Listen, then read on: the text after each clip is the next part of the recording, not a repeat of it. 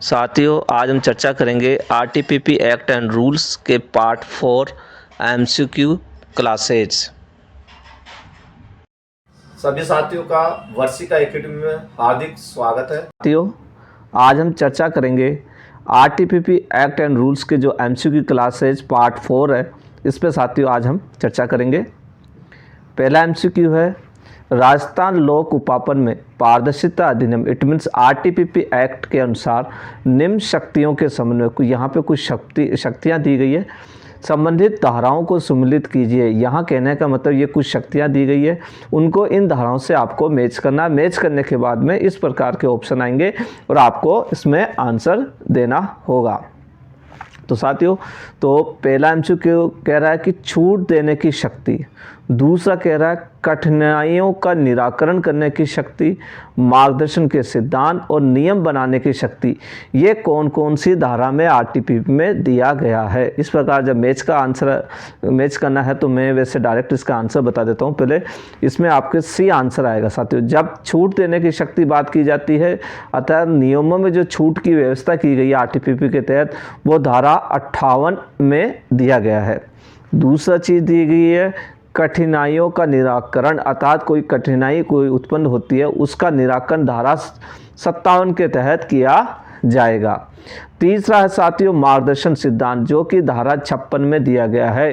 किसी को यदि कोई मार्गदर्शन की आवश्यकता होती है तो वो धारा 56 में ये उल्लेख किया गया है कि मार्गदर्शन सिद्धांत कौन कर सकता है। वैसे मार्गदर्शन सिद्धांत कौन करेगा?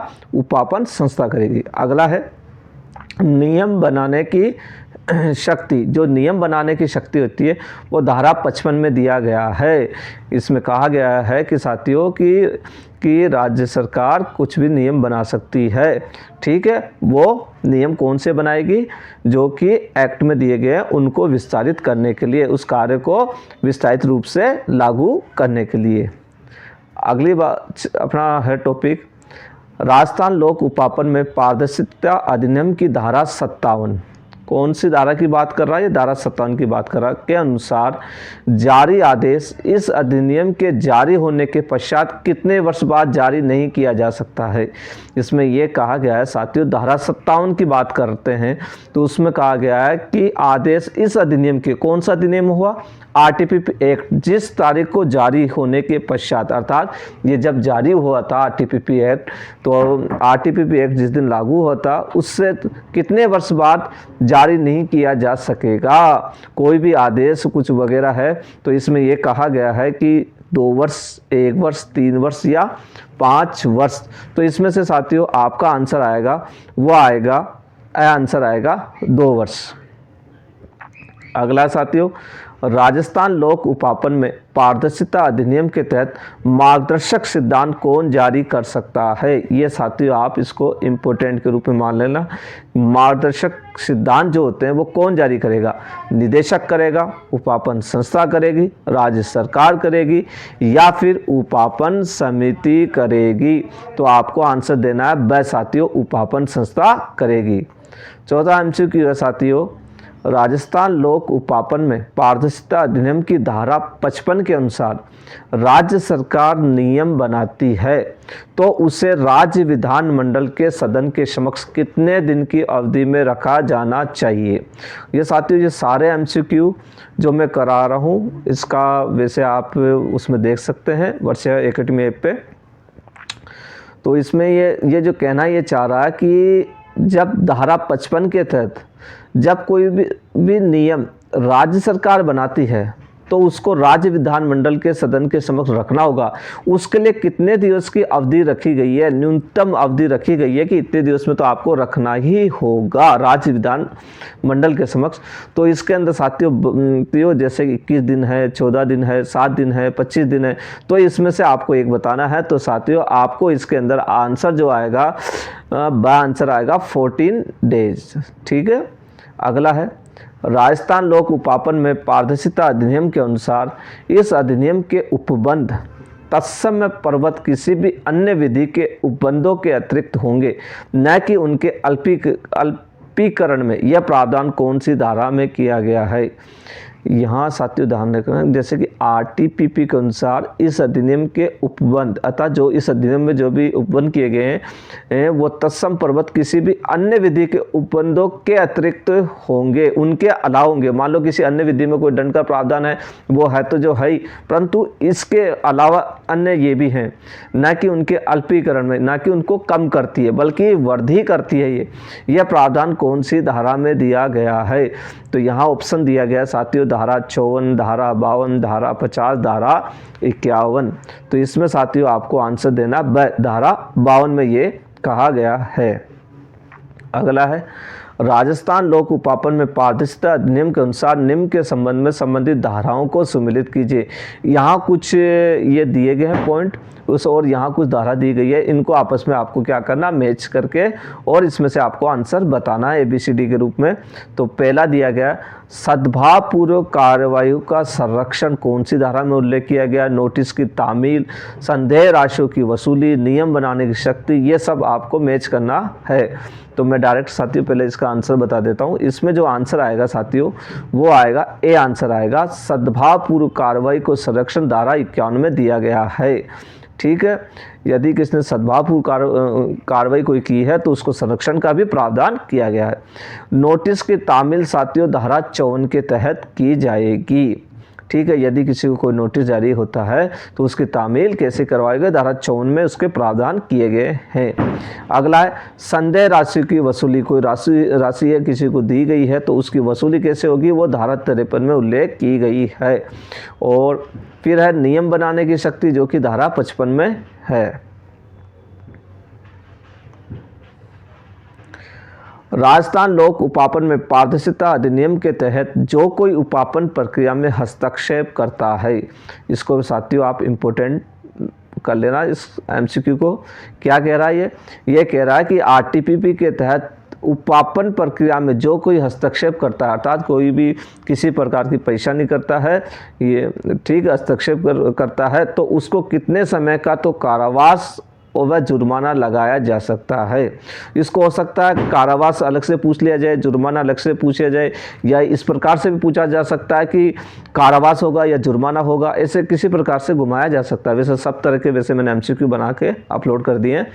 तो पहला है 5 वर्ष, अतः उसको कारावास की सजा क्या 5 वर्ष होगी, और जुर्माना 50 लाख या उपापन के मूल्य का 5% जो भी कम हो। इस प्रकार से साथियों इसमें अलग अलग दिए गए हैं। तो मैं डायरेक्ट आंसर बता देता हूं ताकि आप कंफ्यूज ना हो। इसमें साथियों ब आंसर आएगा 5 वर्ष का तो कारावास होगा ही होगा, प्लस 50 लाख या उपापन के मूल्य का कितना प्रतिशत, 10% जो भी कम हो वो क्या लगाया जाएगा, इन दोनों में जो भी हो वो जुर्माना लगाया जाएगा कोई भी हस्तक्षेप करता है। अगला है राजस्थान लोक उपापन में पारदर्शिता अधिनियम में यदि कोई बोलीदाता वित्तीय बोली खुलने के पश्चात हट जाता है। यहाँ ये है कि जब कोई बोलीदाता जो होता है, बोली लगाने वाले जो व्यक्ति होते हैं, जब किसी बिड के अंदर फाइनेंस से बिड खुल जाती है उसके बाद वो क्या हट जाता है, ठीक है, तो उसे संविधान में उल्लिखित शर्तों के अतिरिक्त कितना जुर्माना लगाया जा सकता है। तो उसको जुर्माना लगाने का प्रावधान किया गया है। वो संविधान में जो आपने लिखा है वो तो है ही, उसके अलावा भी कुछ जुर्माना है, वो कितना होगा। तो यहाँ अलग अलग ऑप्शन हैं अवैध सौदे के अंदर, जैसे 50 लाख, 5% जो भी कम हो, 30 लाख, जो भी अलग अलग हैं। तो मैं इसमें डायरेक्ट आंसर बता देता हूँ साथियों। इसमें आंसर आएगा, द आंसर आएगा, ऐसे व्यक्ति को 50 लाख का तो जुर्माना लगाया जाएगा, या उपापन के मूल्य का 10% जो टेंडर किया था उसका एस्टिमेट जो कॉस्ट रखी गई थी उसका 10%, इन दोनों में जो भी कम है, या तो 50 लाख या ये जो भी कम हो वो क्या लगाया जाएगा, उस पर जुर्माना लगाने का प्रावधान किया गया है साथियों।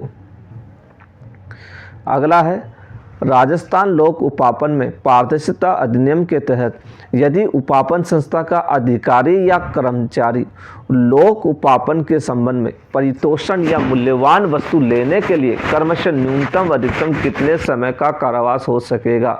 यहाँ इतना ही कहने का मतलब, यदि कोई उपापन संस्था का अधिकारी और कर्मचारी क्या करता है, कोई परितोषण या मूल्यवान वस्तु लेता है तो उसको न्यूनतम और अधिकतम कितने समय का कारावास हो सकेगा, अर्थात जेल की सजा कितनी होगी, कारावास। यहाँ है न्यूनतम 4 माह, अधिकतम 4 वर्ष, न्यूनतम 6 माह, अधिकतम 5 वर्ष, न्यूनतम 6 साल, अधिकतम 10 वर्ष, न्यूनतम 3 माह, अधिकतम 5 वर्ष। इस प्रकार के साथियों ऑप्शन जो आएंगे तो आपको ध्यान रखना, इसमें आंसर देना न्यूनतम 6 माह तो होगा और अधिकतम 5 वर्ष का कारावास का प्रावधान किया गया है। अगला है राजस्थान लोक उपापन में पारदर्शिता अधिनियम के अनुसार अपील के संबंध में निम्न को सम्मिलित कीजिए। यहाँ कुछ अपील दी गई है, उसके के संबंध में आपको मैच करना है। पहला है कि प्रथम अपील निपटाने का समय 30 दिन है। ठीक है साथियों, इसको पहले तो आप इम्पोर्टेंट के रूप में नोट कर लेना साथियों। ठीक है, पहला एमसीक्यू है कि प्रथम अपील को निपटाने का जो उसका जो अपील होता है उसको निपटाने का समय दिया गया है वो 30 दिवस दिया गया है। वो कौन सी धारा में ये आपको बताना है। इसी प्रकार सेकंड अपील को निपटाने का समय 30 दिवस दिया गया है और द्वितीय अपील और अब यहाँ प्रस्तुत करने का है कितने दिवस में, 15 दिवस में। प्रथम अपील 10 दिवस में प्रस्तुत करनी होगी। तो ये आपको ये नियम पता होने चाहिए, ये कहाँ पर दिए गए हैं साथियों। तो इसमें मैं आपको बता देता हूँ, इसमें बी आंसर आएगा। सबसे पहले तो यह है कि प्रथम अपील को निपटाने का जो समय होता है 30 दिवस, वो 38(3) में दिया गया। किसमें? 38(3) में दिया गया है। फिर उसके बाद में सेकंड अपील की बात करते हैं तो सेकंड अपील का प्रावधान दिया गया 38(6) में दिया गया है।